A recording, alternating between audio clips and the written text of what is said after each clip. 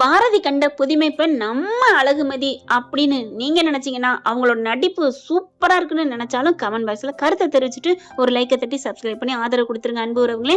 வாங்க இப்ப நம்ம வீடியோக்குள்ள போகலாம். பாக்கியராஜ் மலரு கிட்ட போயிட்டு அவ்வளவு கெஞ்சி பேசுறாங்க. மலரு இங்க பாரு மலரு, நடந்தது நடந்துட்டு போட்டும் விட, நீ ஏன் இப்படி இருக்கிற அப்படிங்கிறாங்க. இல்லங்க நான் சுயமரியாதை இழந்துட்டேன் வச்சுட்டேன் அப்படின்னு சொல்லிட்டு அந்த பொண்ணுனால ஒண்ணுமே பண்ண முடியலங்க. ரெண்டு பக்கட்டும் ஓரளுக்கு ஒரு பக்கம் எப்படின்னா அந்த பிள்ளைக்கு ரெண்டு பக்கட்டும் எங்கிட்ட மதியும் தப்பு சொல்லிட்டா மாமியாரும் தப்பு சொல்லிட்டாங்க அப்படிங்கிறது ரொம்ப நொந்து போறாங்க. அதனால என்ன பண்றாங்க, ரொம்ப தலைவலி வந்துருது, உடம்பு வலி வந்துருது, குளிர்ச்சரமே வந்துருது, அப்படியே படுத்துருது.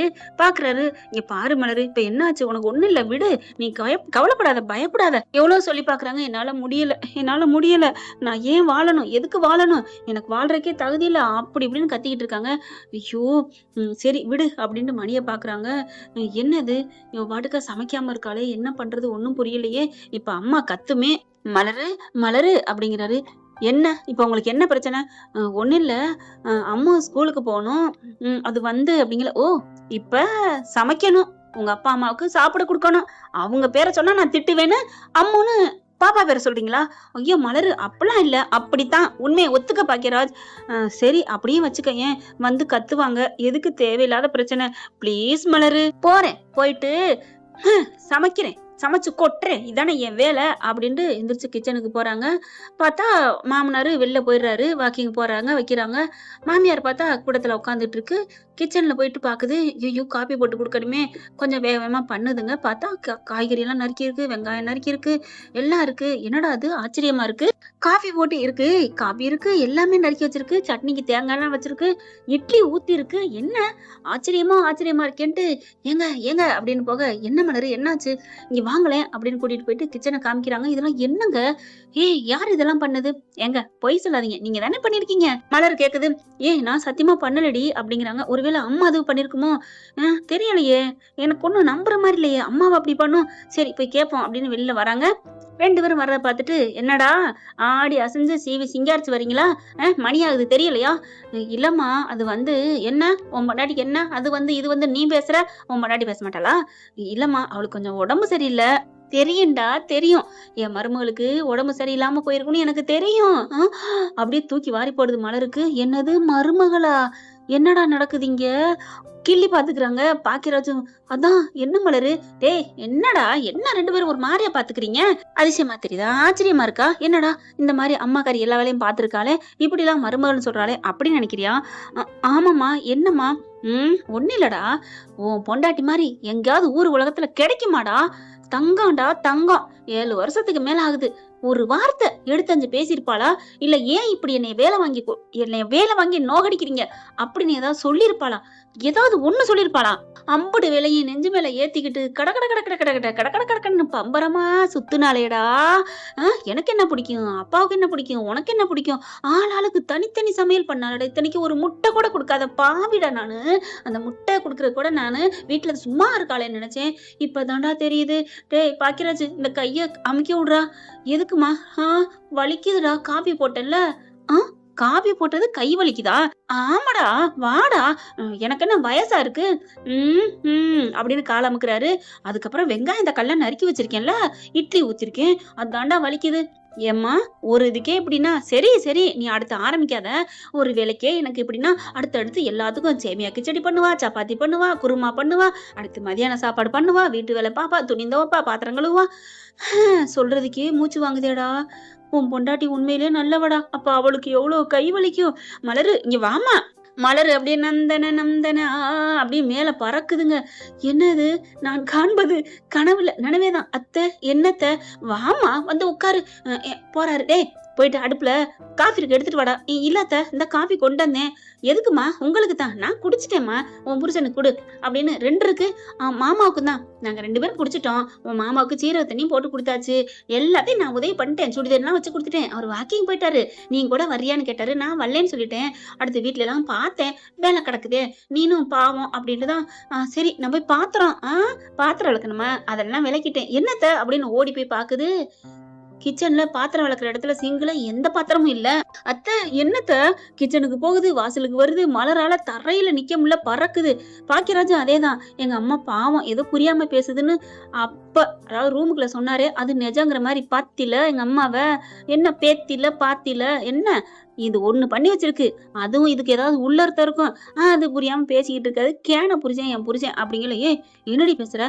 அதெல்லாம் இல்ல, எங்க அம்மா பாத்தியா எம்படி வேலை பார்த்திருக்கு அப்படின்னு பெருமையா சொல்றத அப்படியே ஒட்டு பாக்குதுங்க. ஒட்டு கேக்குறதுனா காதுல வாங்குறது, ஒட்டு பாக்குறதுனா கண்ணுல பாக்குறது. இவங்க பேசுறது கேட்கல, ஆனா காதுல கண்ணால பாக்குது. முக ரியாக்ஷனை வச்சு கரெக்டா கண்டுபிடிக்குது நம்ம பையன் நமக்காக பேசுறான் அப்படின்னுட்டு. அடுத்து மலர் முகத்தையும் கவனிக்கிறத மலர் கவனிச்சிடுறாங்க. எங்க உங்க அம்மா பாக்குதுங்க, நம்ம என்ன பேசுறது கேட்கா போகுது. மூஞ்சில ரியாக்ஷனை பார்க்கும்ல, அப்ப நீ எப்படினாலும் பேசிக்கோ.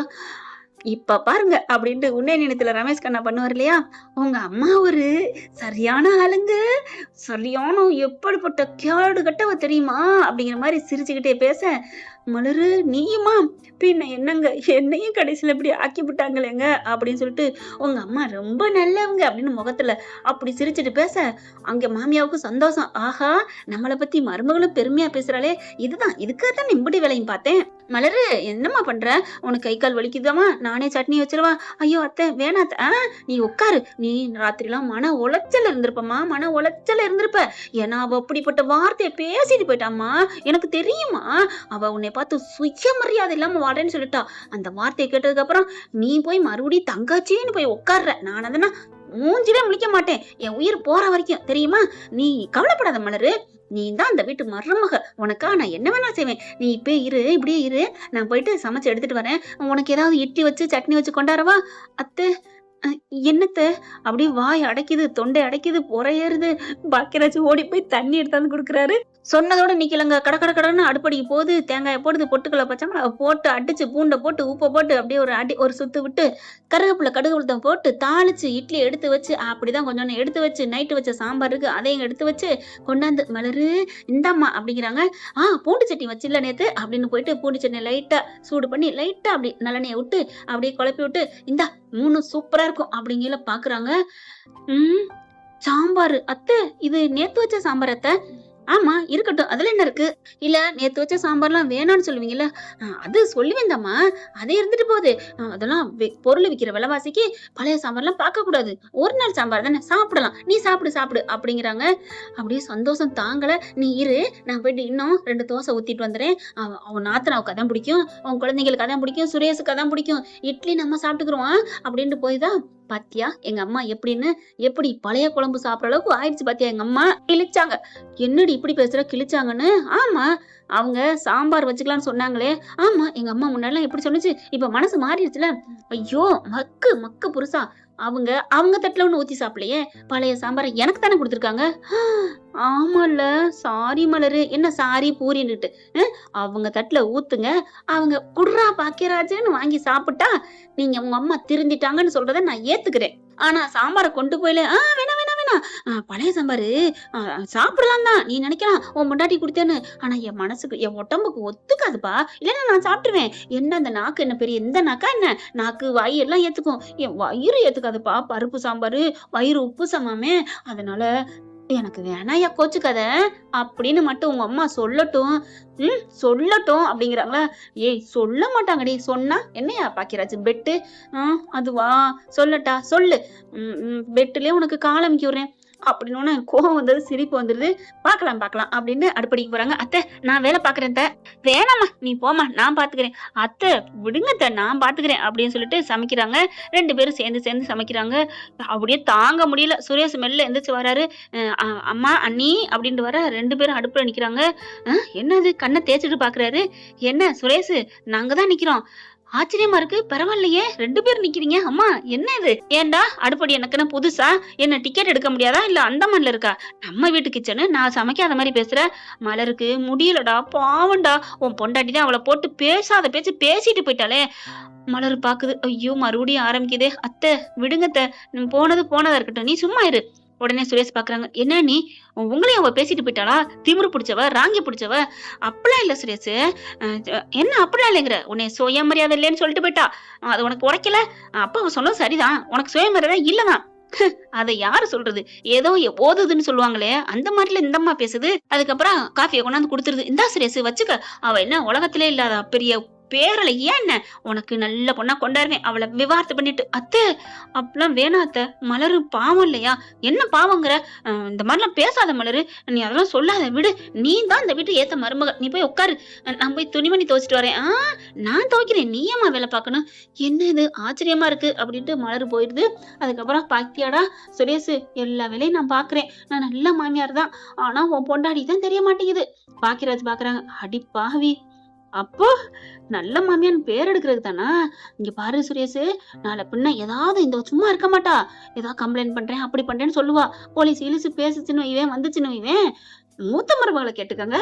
அவளை நான் எப்படி தாங்குறேன்னு சொல்லணும்ல. அதுக்காக தான் நான் இவ்வளவு வேலையும் பாக்குறேன்." சுரேஷ் பாக்குறாங்க. "அம்மா என்னம்மா நீ சரியான ஆளுமா. நான் கூட அன்னிக்காண்டி இறக்கப்பட்டு செய்றீங்களோன்னு நினைச்சேன். இறக்கப்பட்டுதான்டா. ஆனாலும் நான் ஏன் இறக்கப்பட்டு செய்யணும்? நீ என்ன இப்படி கொண்டுட்டு வந்தாளா வீட்டுல இருந்து? போனா போகுதுன்னு சொல்லி கொஞ்சம் ஐஸ் வச்சு பேசுறேன். மத்தபடி அவன் மேல எனக்கு இறக்கம் இல்ல. அவன் புருஷன்காரன் தாங்குன்னு தாங்குறேன். அது ஒரு ஆள் தாங்குனா பத்தாதான் என்ன?" "அம்மா நீ கேடிதாமா. சும்மா இருடா. அவளை என்ன ஐஸ் வைக்கணும். மலரு மலரு கண்ணு." பாக்கியராஜ் எல்லாத்தையும் கேட்டு ஆடி போறாரு. ச்சே, அப்ப மலர் சொன்னது சரிதான். ஏதோ ஒரு உள்நோக்கத்தோட தான் பண்ணுதுண்டு அப்படியே ஒரு மாதிரி ஆகுறாரு. அதுக்கப்புறம் "வாமா மலரு, சாப்பிட்டுட்டு காயப்பட்டுக்கலாம்." "இல்ல அத்தை." "அட நீ வாடா. யாரும் அக்கம் பக்கம் கேட்டா என் அத்தை நல்லவன்னு சொல்லணுமா, அதுக்காண்டி இவ்வளவும் பண்ணுதுங்க கிழவி." இப்ப எல்லாம் சாப்பாடு எடுத்தாந்து வைக்க, "மலர் நீ உட்காருமா, நான் போய் எடுத்துட்டு வரேன்." ஐயோ இது என்ன காண்பதெல்லாம் அப்படிங்கிற மாதிரி கனவா நினைவான்னு தெரியலன்னு உட்காந்துட்டு இருக்கு. சுரேஷ், "அண்ணி பாத்தீங்களா எங்க அம்மாவ?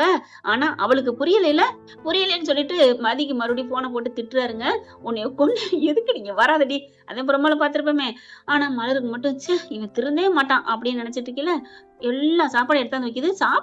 சாப்பிடு மலர்னு அப்படிதான் ஊட்டுதுங்க. சாப்பிடுறாங்க. பாக்கியராஜ் இருக்காங்க. "அம்மா நீங்களும் சாப்பிடுங்கம்மா." மாமனாரு வந்துடுறாரு.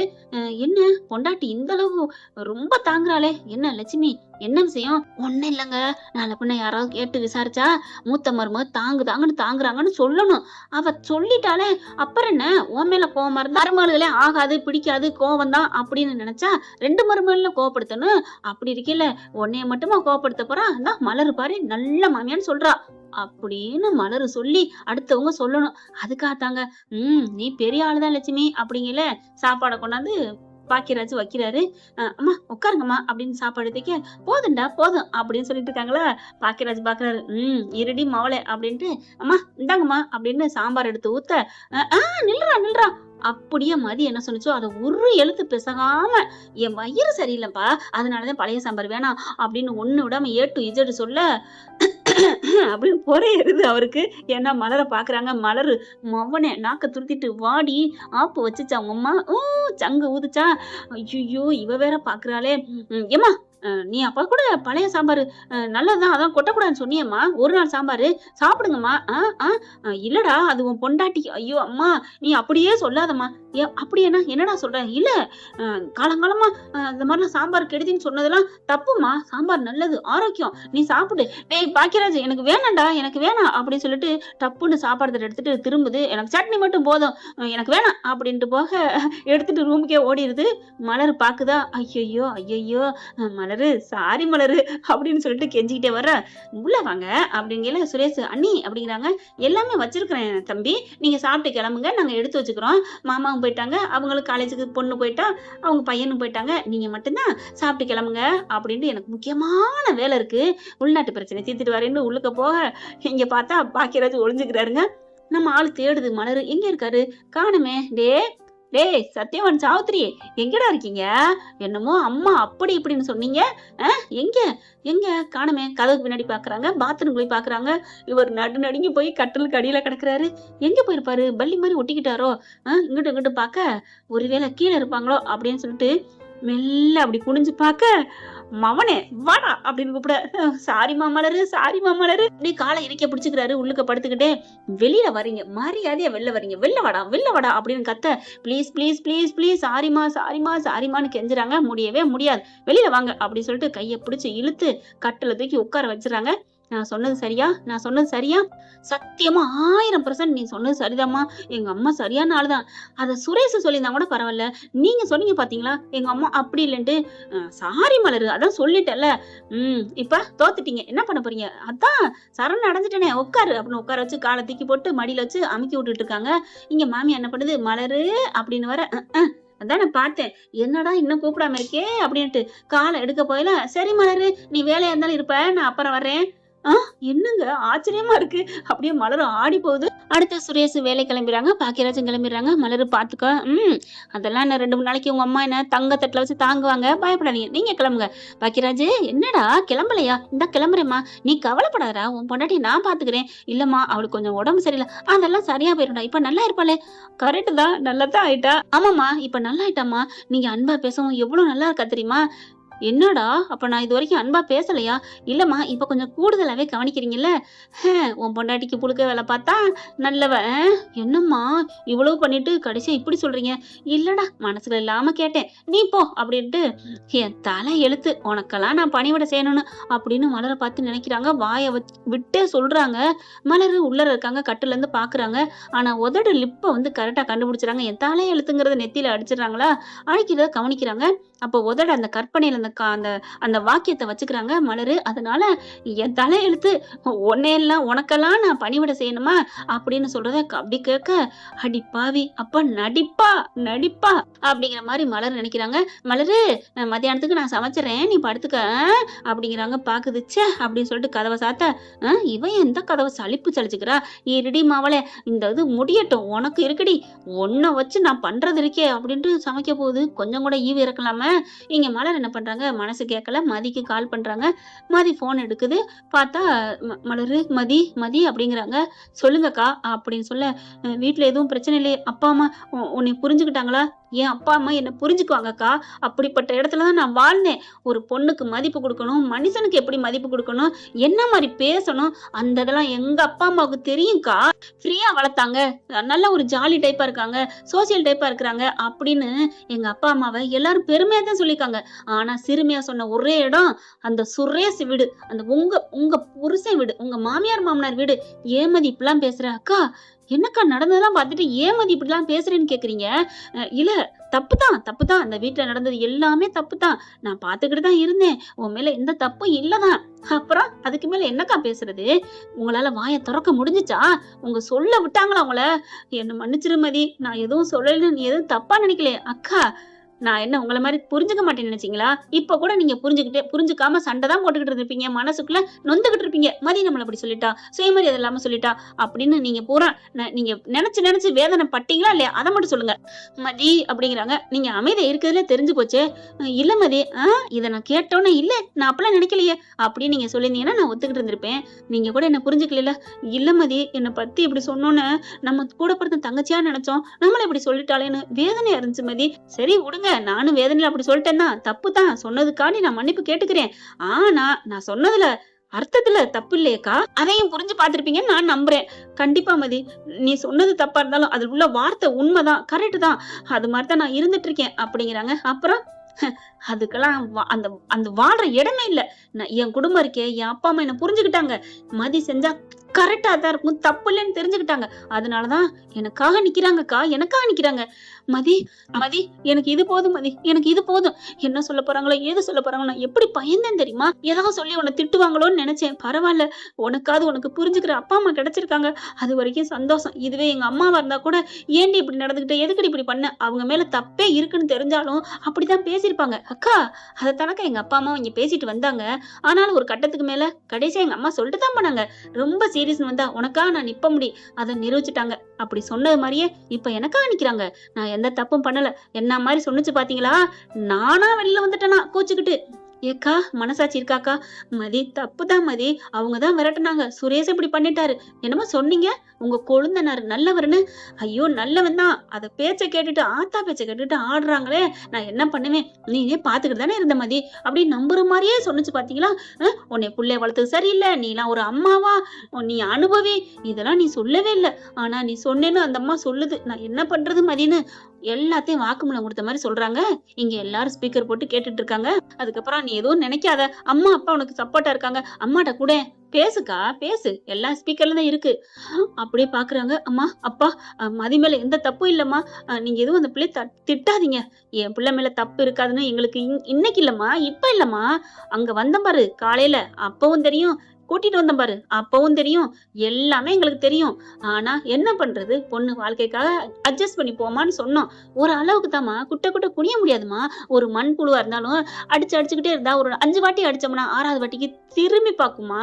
அந்த மாதிரிதான் என்ன நினைச்சிட்டாங்க, நாங்களாவா கல்யாணம் கேட்டோம், என் பிள்ளைக்கு இப்படி அநீதி நடக்குதே, என்ன பண்றது, நான் என்ன பண்ணுவேன், நானும் ஒரு இதா இருந்தேன்னா நான் மதிக்கா நிக்க முடியும், என்னையவே போட்டு மிதின்னு மிதிக்கிறாங்களே, நான் என்ன பண்ண முடியும் அம்மான்னு அழுகுது அந்த பிள்ளை.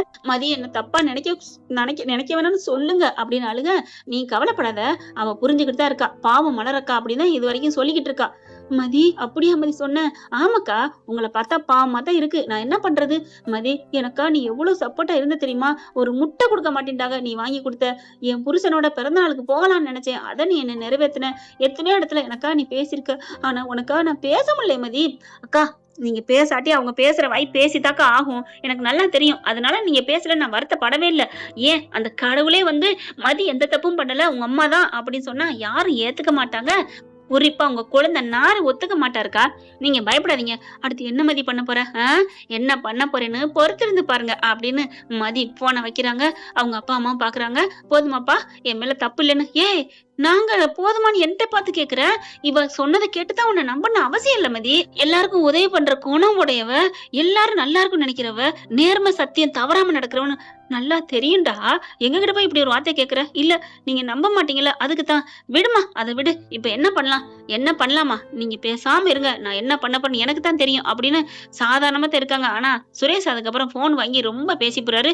எங்க வேணாலும் போடி, போலீஸ்க்கு வேணா போ, எதுக்கு வேணாலும் போ அப்படின்னு சொல்லவும் உசுப்பேத்தி விட்ட மாதிரி ஆயிடுதா. அதுக்கப்புறம் தாங்க அவங்க கம்பு எடுத்து, அவங்க பொருள் எடுத்து அவங்களுக்கே சொருகிறது ஆப்பு வைக்கிறதுன்னு போயிட்டு எஸ்பி ஆபீஸ்ல போய் சுரேஷ்கிட்டே கம்ப்ளைண்ட் கொடுக்குறாங்க. இதுக்கப்புறம் என்ன நடக்க போகுதுங்கிற அடுத்த எபிசோட்ல வருங்காலங்களில் பார்க்கலாம் ஃப்ரெண்ட்ஸ். யாருக்கெல்லாம் மதியோட நடிப்பு பிடிச்சிருக்குன்னு சொல்றவங்க கமெண்ட்ஸ்ல கருத்து தெரிவிச்சுங்க. கூடவே ஒரு லைக்கை போட்டு சப்ஸ்கிரைப் பண்ணி ஆதரவு கொடுத்துருங்க அன்பு உறவுகளே. உண்மையிலே மதியோட நடிப்பு சூப்பருங்க, வேற லெவல் தாங்க சொல்லணும், அவ்வளவு அழகா இருந்துச்சுன்னு சொல்லலாம். இன்னைக்கு மதியோட நடிப்பு ரொம்ப ஏமாற்றம் பண்ணிவிட்டாங்க, ஏன் இப்படி பண்ணாங்கன்னு தெரியல. சரி, நாளைக்கு ஃபுல் சீரியலும் மதி வருவாங்க அப்படின்னு நினைச்சுக்கிட்டு கதையை முடிச்சுக்கலாம். இந்த வீடியோ உங்களுக்கு பிடிச்சிருந்தா தயவு செய்து லைக் பண்ணுங்க. இன்னும் அப்டேட்ஸ்க்காக சேனலை சப்ஸ்கிரைப் பண்ண மறக்காதீங்க. நம்ம கிட்ட இருக்க எல்லா சேனல்ஸோட லேட்டஸ்ட் வீடியோ அப்டேட்ஸ்க்காக மேல ரைட் சைடுல காட்டுற லிங்கை கிளிக் பண்ணி வாட்ஸ்அப் குரூப்ல ஜாயின் பண்ணுங்க. உங்களிடம் விடைபெறுவது நான் உங்கள் மெஹர்.